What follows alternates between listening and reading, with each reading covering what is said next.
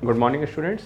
Again, this is Nitin Jain, and today we will learn some important concepts from company accounts, because several times we observe that all because of non-awareness of these concepts, several times the students are confused to tackle the situation.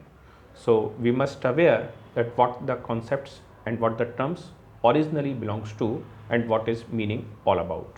So you must aware. These are not in good number of numbers. This is only 9 terms. It will take very less time to understood. So please be careful and try to learn carefully, because at several places it will be used. So you must aware that what the concept and what the meaning is. First of all, it is called dividend. अगर dividend को हिंदी में बोला जाए तो इसका मतलब है लाभांश, लाभ का अंश, द पार्ट ऑफ प्रॉफिट. तो कंपनी को जो प्रॉफिट हुआ है उस प्रॉफिट में से उसके शेयर होल्डर्स को दिए जाने वाला अमाउंट डिविडेंड है, लाभांश है, लाभ का हिस्सा है. डिविडेंड को पे करने के लिए आपने बिजनेस स्टडीज़ के अंदर पहले से पढ़ा है डिविडेंड डिस्ट्रीब्यूशन पॉलिसीज़. तो कंपनी डिविडेंड बांटने के समय मोदी गिलियानी अप्रोच और मिलर अप्रोच को यूज़ करती हैं और कंपनियां तय करती हैं कि उनको कितना कितना पैसा डिविडेंड के तौर पे बांटना है. तो डिविडेंड कंपनी का एक इंपॉर्टेंट डिसीजन है जिसमें कंपनी की फ्यूचर ग्रोथ और बहुत सारे कंपनी के बेनिफिट्स प्रॉस्पेक्ट्स डिजर्व करते हैं. Dividend in short part of profit to be distributed to the share holders. This is called dividend. अब डिविडेंड में एक प्रकार का डिविडेंड और आता है. This is called proposed dividend, प्रस्तावित लाभांश. ये ऐसा प्रॉफिट का हिस्सा है जो कंपनी की तरफ से जिन अथॉरिटीज़ को, जिन मेंबर्स को, जिन बोर्ड ऑफ डायरेक्टर्स को ये पैसे डिस्ट्रीब्यूट करने थे, किसी कारण से वो मेंबर्स इस पैसे को डिस्ट्रीब्यूट नहीं कर पा रहे हैं, अपना डिक्लेरेशन नहीं दे पा रहे हैं कि करेंट ईयर में कंपनी कितने पैसे का डिविडेंड बांटने वाली है. लेकिन उन मेंबर्स के बिहाफ पर कोई दूसरे मेंबर, यानी कि एक तरीके से ऐसे समझ सकते हैं जैसे स्कूल में सारे के सारे डिसीजंस, सपोज डिसीजन लिए जाते हैं प्रिंसिपल्स की तरफ से, स्कूल प्रिंसिपल की तरफ से, लेकिन बाय द चांस किसी दिन स्कूल में प्रिंसिपल जो कॉम्पिटेंट अथॉरिटी है डिसीजन लेने के लिए किसी मैटर पर, और प्रिंसिपल प्रेजेंट नहीं है, तो प्रिंसिपल प्रेजेंट ना होने की स्थिति पर उनकी जगह पर टेम्परेरीली कोई डिसीजन अभी वाइस प्रिंसिपल ने ले लिया है. तो एक तरह से देखा जाए तो ये डिसीजन फाइनल नहीं है, लेकिन ये प्रिंसिपल की एब्सेंस में एक काम चलाने के लिए डिसीजन ले लिया गया है. तो अभी इस डिसीजन के अकॉर्डिंग काम चलता रहेगा, लेकिन इस डिसीजन में फाइनल अप्रूवल जो होगा वो प्रिंसिपल का ही होगा. अब ये स्कूल वाली बात बीच में कहाँ से आ गई? तो कंपनी का मतलब ये है कि कंपनी को जिन अधिकारियों में, कंपनियों की तरफ, कंपनी के अंदर में जिन ऑफिसर्स की तरफ से, जिन अधिकारियों की तरफ से ये डिविडेंड बांटा जाना था, बाय द चांस वो लोग नहीं थे, तो उनकी जगह पर कंपनी ने करेंट ईयर में प्रपोज किया है कि इस साल कंपनी इतने रुपए का डिविडेंड बांट देगी. लेकिन यही डिविडेंड बटेगा या कम बटेगा, ज़्यादा बटेगा, इसका फाइनल डिक्लेरेशन जो होगा वो कंपनी के कॉम्पिटेंट अथॉरिटीज़ की तरफ से ही होगा और उन्हीं के द्वारा फाइनल किया गया डिसीजन लास्ट डिसीजन माना जाएगा. तो it is not the confirm decision. ये अभी कोई कन्फर्म पक्का नहीं है, लेकिन ये प्रपोज्ड है, प्रस्तावित है, ऑफर है कि कंपनी इस साल इतना डिविडेंड बांटने की तैयारी कर सकती है. अभी इसमें 1-आधा% आधा ऊपर नीचे हो सकता है. This is called proposed dividend, प्रस्तावित. It's not confirmed dividend. Next is third number, unclaimed dividend. मान लीजिए किसी पर्सन ने अनक्लेम्ड डिविडेंड, ऐसा डिविडेंड जो कि किसी पर्सन ने क्लेम ही नहीं किया कि साहब मेरे को मेरे हिस्से का डिविडेंड दे दो. एक कंपनी में किसी एक पर्सन, मिस्टर अमित ने एक कंपनी के शेयर खरीदे. तो शेयर खरीदने के समय उन्होंने अपना एड्रेस कंपनी को भेज दिया. अब कंपनी का बैंक अकाउंट नंबर भी फीड हो गया कंपनी के यहाँ पर और बाकी की डिटेल्स भी आ गई. तो कंपनी में शेयर खरीद लिया गया. कंपनी की तरफ से जो भी उसके शेयर के अगेंस्ट बेनिफिट थे, डिविडेंड्स था, उसका हिस्सा उस पार्टी के एड्रेस पर, उस पार्टी के बैंक अकाउंट नंबर में इंफॉर्मेशन को ट्रांसफ़र कर देने की प्रोसेस कंपनी ने फॉलो की.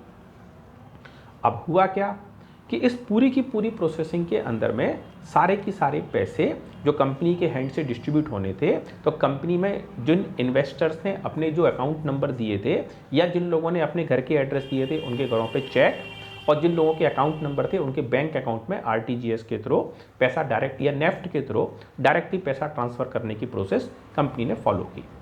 लेकिन by the chance, due to any reason, company में जो अमित कुमार नाम का जो इन्वेस्टर था, उस इन्वेस्टर का जो अकाउंट नंबर था वो उन्होंने गलत दे दिया। कुछ गलती हो गया या फीडिंग में मिस्टेक हो गया, कुछ भी कारण बना, कुल मिलाकर के पैसे पार्टी के अकाउंट में नहीं पहुंच पा रहे।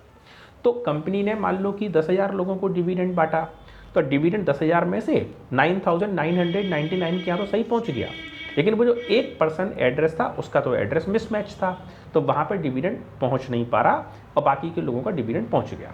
तो कंपनी ने तो अपने हैंड से 10,000 लोगों को, सभी लोगों को डिविडेंड बांटने की कोशिश की, कंपनी की इंटेंशन रॉन्ग थोड़ी थी, लेकिन उस 1% का एड्रेस मैच नहीं हुआ, इन्फॉर्मेशन मैच नहीं हुआ, अकाउंट नंबर मैच नहीं हुआ, तो वो डिविडेंड डिस्ट्रीब्यूट नहीं हुआ। तो कोई बात नहीं है, कंपनी के पास उस डिविडेंड को छोड़ करके, अमाउंट को छोड़ करके बाकी का सारा की सारा पैसा चला जाएगा। अब कंपनी अपने पास, अपने रिजर्व में इस पैसे को संभाल करके रखेगी और इस पैसे को करंट लायबिलिटी माना जाएगा। ये पैसा 1 साल, 2 साल, 10 साल, 20 साल, 50 साल, 100 साल कंपनी के यहाँ पर रखा रहेगा और हमेशा ही ये पैसा करंट लायबिलिटी माना जाएगा। जिस किसी भी दिन, भले ही 1 साल में, भले ही 50 साल में, अगर ये अमित कुमार आकर के कभी कंपनी में क्लेम करते हैं कि साहब मैंने आपकी कंपनी के शेयर खरीदे लेकिन मेरे पास इसका डिविडेंड रिसीव नहीं हुआ, तो आप मेरे को डिविडेंड भेजिए, तो कंपनी प्रूफ भेजेगी कि भाई अमित कुमार, आपने जब शेयर खरीदा था ना, तो हमें ये वाला एड्रेस भेजा था और इस एड्रेस पर हमने डिविडेंड फॉरवर्ड भी किया, लेकिन आपका तो अकाउंट इन्फॉर्मेशन मैच नहीं कर रहा, तो डिविडेंड पहुंचता कैसे? हमने आपको कांटेक्ट करने की कोशिश करी, आपका एड्रेस मैच नहीं कर रहा, तो हम क्या करें? खैर कोई बात नहीं, अब जो हुआ सो हुआ। आज आप अपना डिविडेंड क्लेम करने आए हैं तो बहुत ही अच्छी बात है, वेलकम है, आपका पैसा तैयार है, आप ले लीजिए और उस पैसे के लिए आप अपना करंट वाला अकाउंट नंबर दीजिए जिसमें कि हम इस पैसे को ट्रांसफ़र कर सकें। कुछ लीगल फॉर्मेलिटीज़ के साथ कंपनी उसे सारी डिटेल्स मांग लेगी। ध्यान रखिएगा, कंपनी में ये पैसा 50 साल पड़ा रहा तो भी इस पैसे पर अमित कुमार को कोई इंटरेस्ट नहीं मिलेगा और कंपनी के अकाउंट्स में ये अनक्लेम्ड डिविडेंड हमेशा ही करंट लायबिलिटी के तौर पे ट्रीट होगा। इस पैसे को तुरंत दी जाने वाली लायबिलिटी, अयाचित लाभांश, ना मांगा गया लाभांश, ना क्लेम किया गया लाभांश माना जाएगा। Technically it is called unclaimed dividend. तो अनक्लेम्ड डिविडेंड का मतलब होता है एक ऐसा डिविडेंड जो कि पार्टी को उसका एड्रेस मिसमैच है या कोई भी टेक्निकल रीजन है जिसकी वजह से वो डिविडेंड पर्सन को फॉरवर्ड नहीं हो पा रहा, तो this is called unclaimed dividend. Students, अभी तक में हमने 3 तरह के डिविडेंड्स की बात की। एक था डिविडेंड, सिंपल लाभांश, जो पर्सन को उसके प्रॉफिट के तौर पर, प्रॉफिट में हिस्से के तौर पर उसके इन्वेस्टमेंट के पोर्शन के अकॉर्डिंग उसको मिल जाना चाहिए। जैसे कोई कंपनी में मान लीजिए इतनी बड़ी कैपिटल इन्वेस्ट है और इस कैपिटल में मिस्टर ए का जो कंट्रीब्यूशन है वो इतने शेयर्स का कंट्रीब्यूशन है, तो ठीक है, कंपनी में इतना अमाउंट का कैपिटल है और उस कैपिटल इन्वेस्टमेंट में ए का जो कंट्रीब्यूशन है वो ये वाला है। अब इस पूरी की पूरी कैपिटल इन्वेस्टमेंट के बदले से कंपनी को जो प्रॉफिट हुआ वो सपोज ये वाला हुआ, तो ठीक है, ये प्रॉफिट हो गया।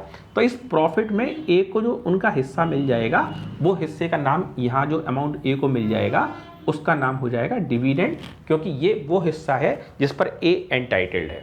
तो पूरी कैपिटल में इतना कंट्रीब्यूशन लगाया गया तो उसी प्रपोर्शन में ए के प्रॉफिट में से ए का हिस्सा ए को मिल जाएगा। This is called dividend. ये जो फुल वैल्यू है जो मैं ओवरलाइन, अंडरलाइन दोबारा से कर रहा हूँ, हाईलाइट कर रहा हूँ, इस पूरे के पूरे अमाउंट का नाम है प्रॉफिट। लेकिन इस प्रॉफिट में जो ए वाले पर्सन को हिस्सा मिलेगा वो उनके कैपिटल कंट्रीब्यूशन के मुताबिक मिलेगा, तो this is called dividend part of profit. ये हमेशा ही उस इन्वेस्टर की इन्वेस्टमेंट कैपेसिटी के मुताबिक कंसीडर किया जाएगा, कंपनी की एजीएम्स में कितना कितना पैसा बांटना है। सेकंड है प्रपोज्ड डिविडेंड, मतलब साफ है, जितने रुपए का डिविडेंड देना था उतने रुपए का डिविडेंड तो देने की बात तय है, लेकिन डिविडेंड देने वाली जो अथॉरिटी है, डिक्लेयर करने वाली जो अथॉरिटी है वो अथॉरिटी है ही नहीं। मान लो किसी कंपनी में उसके मेमोरेंडम में डिक्लेयर है कि डिविडेंड पर फाइनल अप्रूवल जो होगा वो बोर्ड ऑफ डायरेक्टर्स का होगा या फाइनल डिसीजन जो होगा वो जनरल मैनेजर का होगा। अब कंपनी की मीटिंग में ऐसा डिक्लेरेशन है लेकिन ये मेंबर्स मीटिंग में ही नहीं है, किसी कारण से बाहर हैं या कोई हेल्थ इश्यूज हैं, बहुत सारे कारण हो सकते हैं, एट रैंडम कुछ प्रॉब्लम क्रिएट हो गया, डिविडेंड नहीं हो पा रहा, तो उनकी बिहाफ पे जो सेकेंडरी मेंबर उस एजीएम में आए हुए इतने सारे लोगों के सामने डिविडेंड डिक्लेयर करेंगे, तो जो कंपनी ने तय करके रखा होगा उसका एक एस्टिमेशन प्लान सामने रख देंगे कि साहब मेन अधिकारी तो है नहीं, और उनके बिहाफ पर ये वाला डिसीजन प्रपोज किया जा रहा है, ऑफर किया जा रहा है। फाइनल डिसीजन जो होगा वो टॉप बॉस करेंगे या जो अथॉरिटी कॉम्पिटेंट है वो करेंगी। तो दिस इज कॉल्ड प्रपोज्ड, यानी ऑफर्ड, यानी कि प्रस्तावित। ये ऐसा ऑफर है जो अभी कंफर्म नहीं है, लेकिन कंपनी में ये भी तय है कि अगर ये डिसीजन, फॉर एन एग्जाम्पल, मान लीजिए कंपनी करेंट ईयर में 15% डिविडेंड ऑफर करने की बात करती है, तो हो सकता है कि ये एक्चुअल जो अथॉरिटी है वो फाइनल डिसीजन के नाम पर इसको 15 की जगह पर 15.5 या मैक्सिमम 16 कर दे। ऐसा आज तक की हिस्ट्री में कभी देखने में नहीं आया कि प्रपोज डिविडेंड ऑफर हुआ हो 20% और फाइनल डिविडेंड ऑफर हुआ हो 30%। ऐसा कभी नहीं हुआ, हमेशा एक आधे % के आगे पीछे में ही ये डिविडेंड फाइनल हो जाता है। तो प्रपोज डिविडेंड जो ऑफर किया गया वो बिल्कुल ही एक काल्पनिक बात नहीं है, एक अप्रॉक्सीमेट कंपनी की पॉलिसी पहले से ही इस बारे में फिक्स है और उसी अकॉर्डिंग कंपनी डिविडेंड ऑफर कर भी रही है। नेक्स्ट नंबर है अनक्लेम्ड डिविडेंड। जिस पर्सन को डिविडेंड कंपनी की तरफ से बांटना था उस पर्सन का करेक्ट एड्रेस कंपनी के पास नहीं है, कंपनी ने उस एड्रेस जो भी कंपनी के पास अवेलेबल था उस पर कंपनी ने डिविडेंड का चेक बना करके या नेफ्ट या आरटीजीएस से मनी ट्रांसफर करने की कोशिश की, लेकिन वो डिविडेंड डिक्लेयर नहीं हो पाया, डिविडेंड डिस्ट्रीब्यूट नहीं हो पाया, तो उस कंडीशन में रिटर्न बैक ये पैसे कंपनी के पास आ जाएंगे और कंपनी इसको अपने करेंट लायबिलिटी अकाउंट में मेंटेन करके रखेगी। 1 साल में, 2 साल में, 6 महीने में, 5 साल में, 25 साल में, 50 साल में, 100 साल में, ये पर्सन जब कभी भी कंपनी में अपना पैसा क्लेम करेगा तो इसका पैसा बैड डेट्स कभी भी नहीं होगा, कंपनी को ये पैसा देना पड़ेगा और कंपनी इस पैसे पर कोई इंटरेस्ट भी पे नहीं करेगी, क्योंकि फॉल्ट कंपनी का नहीं है, बल्कि फॉल्ट किसका है, उस इन्वेस्टर का है जिसने अपना सही एड्रेस नहीं मांगा या नहीं प्रोवाइड किया, उसकी वजह से कंपनी को पैसा लॉस करना पड़ा। Debenture issued by the company. अब ये एक समझने की बात है, डिबेंचर एक प्रकार की बोरोइंग है, लोन है, कंपनी ने लोन लिया, जिस किसी से लोन लिया कंपनी ने उसको एक सर्टिफिकेट दे दिया। नॉर्मली कंपनी कोई डिबेंचर इशू करती है तो वैसे तो कंडीशन पे डिपेंड करता है, लेकिन कंपनी ने डिबेंचर यहाँ इशू किया है तो अप्रॉक्सीमेट 3 इयर्स का लॉक इन पीरियड होता है। कंपनी 3 साल से पहले एक नॉर्मल कंडीशन में डिबेंचर की वैल्यू को रिडीम नहीं करती है। 3 साल से आगे 4 साल, 5 साल, 10 साल वो कंपनी की एग्रीमेंट पर डिपेंड करता है। तो कंपनी ने डिबेंचर इशू किया है, तो अगर आज ये डिबेंचर इशू है तो आज ये लॉन्ग टर्म लायबिलिटी की लिस्ट में गिना जाएगा, क्योंकि अभी कम से कम 3 साल तक इस डिबेंचर को रिडीम करने का कंपनी का कोई प्लान नहीं है। रिडीम, रीपेमेंट, मनी बैक, पैसे की वापसी। तो कंपनी की तरफ से डिबेंचर इशूड किया गया है तो ये लॉन्ग टर्म लायबिलिटी मान लिया जाएगा, ऐसा अपने आप से डिफॉल्ट एज्यूम कर लिया जाएगा कि ये लॉन्ग टर्म लायबिलिटी है, लंबे समय बाद कंपनी की तरफ से पैसे देने को है। नेक्स्ट नंबर है मैच्योर डिबेंचर। अब यहाँ पर बात समझने की है, मान लीजिए कंपनी ने यह तय किया कि हम आपके डिबेंचर को 4 इयर्स कंप्लीट होने पर पे ऑफ कर देंगे, तो चलो ठीक है। अब डिबेंचर इशू हुआ कंपनी की तरफ से यहाँ पर, अभी तो पहला ईयर हो गया, तो कंपनी ने अपना डिबेंचर जो इशू किया है वो डिबेंचर इशू किया है यहाँ पर। अब ये तो हो गया पहला साल, तो इस पूरे साल में डिबेंचर के रिडेम्पशन में टाइमिंग्स हैं वो तो 4 इयर्स का टाइम है, तो 4 इयर्स के मुताबिक अभी काफ़ी लंबा समय है, इसलिए लॉन्ग टर्म लायबिलिटी कंसीडर होगा इस वाले ईयर में। अब अगले वाले ईयर में, अब ये सेकेंड ईयर आ गया तो अभी भी समय बाकी है, अब तो यहाँ पर भी लॉन्ग टर्म लायबिलिटी कंसीडर होगा। तीसरे वाले ईयर में यहाँ पर भी अभी तीसरे साल का समय हुआ है तो अभी भी समय बाकी है, कंपनी के डिबेंचर को रिडीम करने का समय अभी भी है। लेकिन जब ये 4th ईयर का समय आएगा और इस वाले ईयर में कंपनी को इस डिबेंचर का रिडीम्शन करना पड़ेगा, क्योंकि 4 साल का जो डिबेंचर था, तो यहाँ से यहाँ तक का पहला साल, यहाँ से यहाँ तक दूसरा, ये तीसरा और ये 4th, तो इस वाले 4th ईयर में कंपनी को डिबेंचर का रिडेम्पशन करना पड़ेगा। तो ये लायबिलिटी 1 साल के अंदर की लायबिलिटी हो गई, तो इसलिए इस डिबेंचर को अब इस वाले 4th वाले ईयर में शॉर्ट टर्म लायबिलिटी के अंदर में, शॉर्ट टर्म बोरोइंग्स के अंदर में रखना पड़ेगा। यहाँ से 3 सालों में ये डिबेंचर जो मैच्योर नहीं हुआ था पहले के टाइम पर, उस डिबेंचर की कैटेगरी में था लॉन्ग टर्म लायबिलिटी और इस वाली कैटेगरी में आकर के हो गया ये शॉर्ट टर्म लायबिलिटी, क्योंकि इस वाले ईयर के अंदर कंपनी के हैंड से इसका डिबेंचर का रिडेम्पशन, मनी बैक यहाँ पर कंपनी की तरफ से करना है। तो this is mature debenture. Next number का जो कंसेप्ट है इसका नाम है सिंकिंग फंड। ये 2 चीज़ें होती हैं, एक होता है सिंकिंग फंड और एक और होता है सिंकिंग फंड इन्वेस्टमेंट।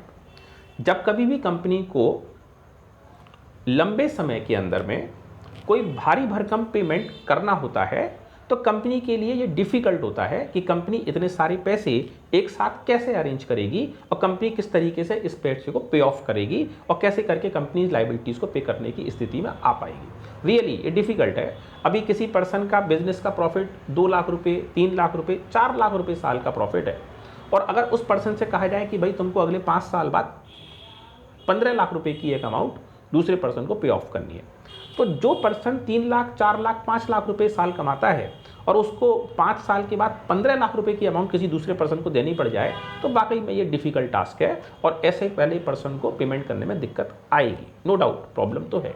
तो इसके लिए जो टेक्निक यूज़ की जाती है that is called sinking fund. तो सिंकिंग फंड एक अकाउंट बनता है और कंपनी के करेंट ईयर के प्रॉफिट एंड लॉस एप्रोप्रिएशन में से इस फंड के नाम पर कुछ पैसे निकाल करके और सिंकिंग फंड के अंदर पैसे रखे जाते हैं।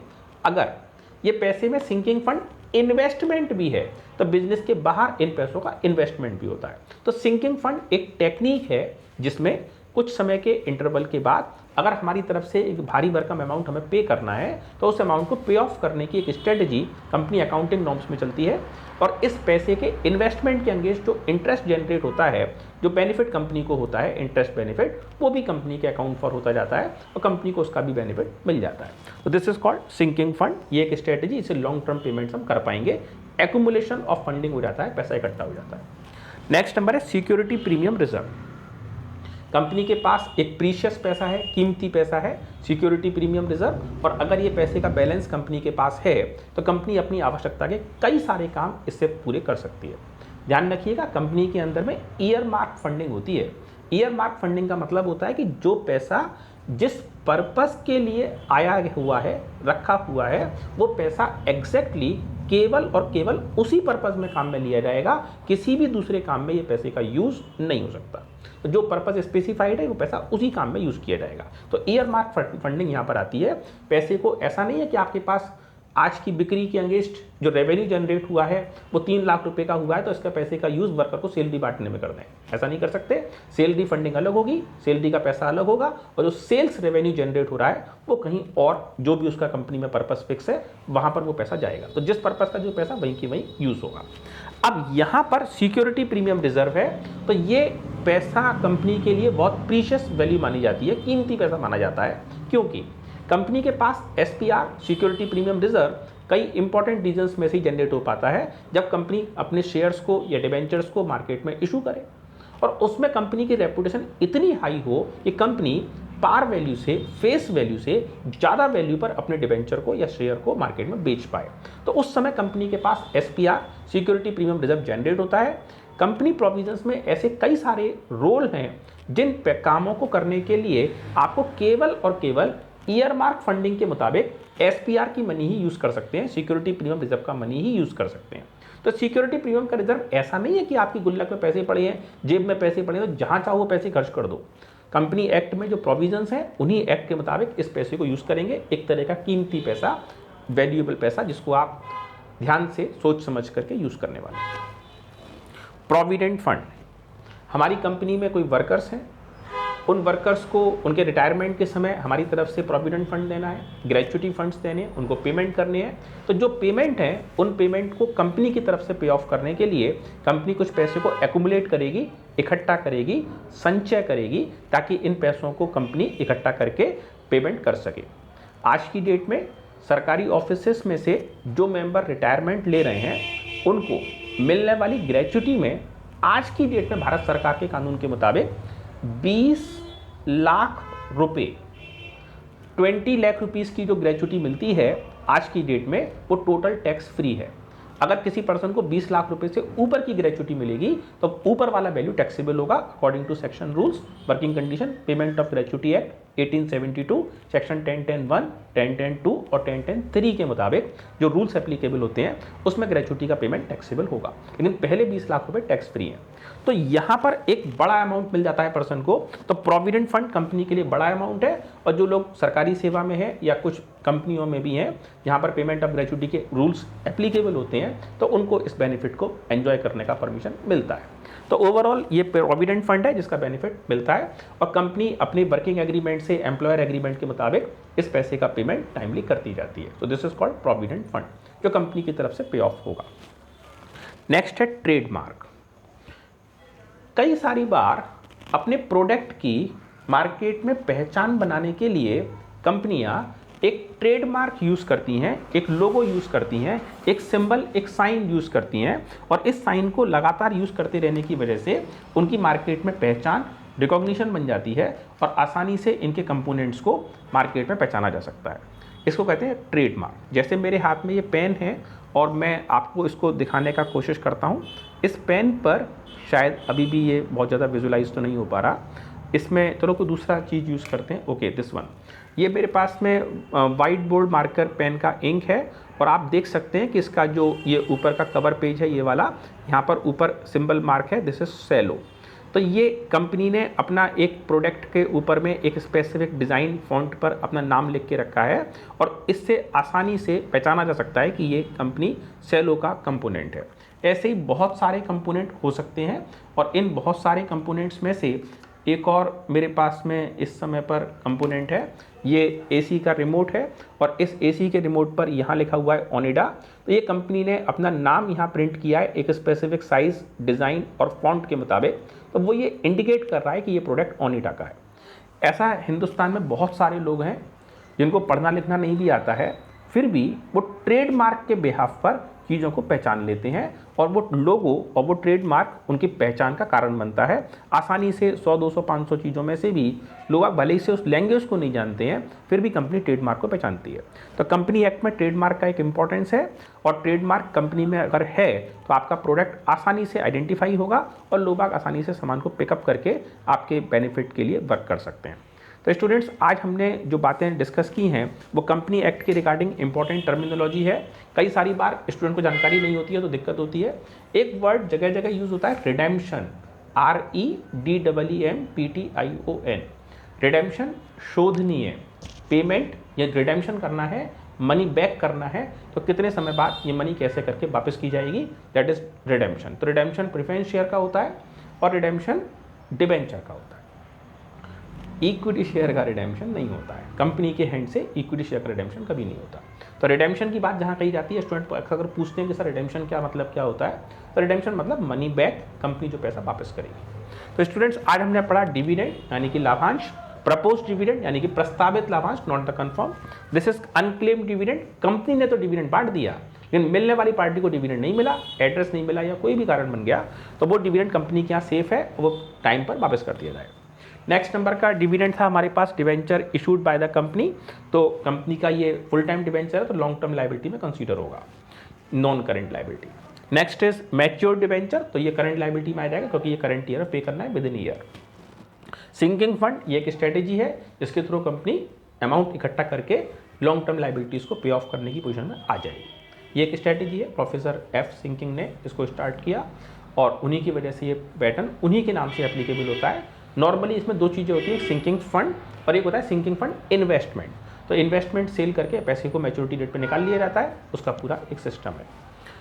सिक्योरिटी प्रीमियम रिजर्व, कंपनी के पास डिबेंचर को या शेयर को इशू करने के समय आ जाने वाले पैसे और इन पैसों का यूज़ बोनस शेयर्स इशू करने में, कुछ रिडेम्पशन करने में, रिडेम्पशन के समय प्रीमियम पे ऑफ करने में और कंपनी के द्वारा तय कर दिए गए कुछ स्पेसिफिक खर्चे जो केवल और केवल SPR फंडिंग में से ही यूज़ किए जा सकते हैं, तो उन पैसों को यूज़ करने के लिए इस फंडिंग का यूज़ हम कर सकते हैं। नेक्स्ट है प्रोविडेंट फंड, ये कंपनी में उनके वर्कर्स को, काम करने वाले मेंबर्स को पेमेंट की जाने वाली एक एग्रीमेंट होती है और इस एग्रीमेंट में कंपनी की तरफ से पेमेंट कराया जाता है। आज की डेट में EPF employees provident fund, IPF Indira Gandhi provident fund, PPF public provident fund, बहुत सारे प्रकार के प्रोविडेंट फंड्स मार्केट में चलते हैं। तो आपकी कंपनी का, आपके एम्प्लॉयर का क्या एग्रीमेंट है और क्या प्रकार की वर्किंग कंडीशन में आप वर्क कर रहे हैं, उसके अकॉर्डिंग टू प्रोविडेंट फंड की अमाउंट फिक्स होगी।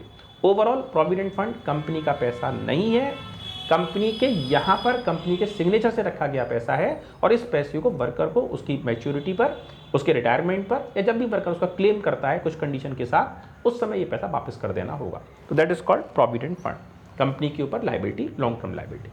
नेक्स्ट है ट्रेडमार्क, ये कंपनी की असेट्स है। कंपनी में जिन जिन चीज़ों पर ट्रेडमार्क मार्क है वो प्रोडक्ट आसानी से पहचाने जा सकते हैं और उन प्रोडक्ट्स को पहचान करके आप इस वर्किंग को कर सकते हैं। मेरे हाथ में इस समय एक और ये बुक आ गई है। इस बुक पर यहाँ मार्क है APC बुक। तो जहाँ भी कहीं इस कंपनी की बुक्स आती हैं उस पर यही एक लोगो यूज़ होता है और इस APC बुक के आधार पर आसानी से पहचाना जा सकता है कि ये अविचल कंपनी की बुक है और इसको हम आसानी से रिकॉग्नाइज कर सकते हैं। तो ABC बुक पहले ही ठीक था, तो ये ABC बुक के लोगों से हम आइडेंटिफाई कर सकते हैं कि ये प्रोडक्ट कंपनी की तरफ से इशू किया गया। तो ओवरऑल स्टूडेंट्स ये पैटर्न्स हैं जिसके बिहाफ पर कंपनी को बेनिफिट होता है और आपको ये टर्म्स जानकारी आती है। मेरे पास आप लोगों का लगातार फीडबैक आ रहा है। कई स्टूडेंट्स को कोई छोटी मोटी प्रॉब्लम्स होती हैं तो वो अपनी क्वेरीज़ को डिस्कस भी कर रहे हैं।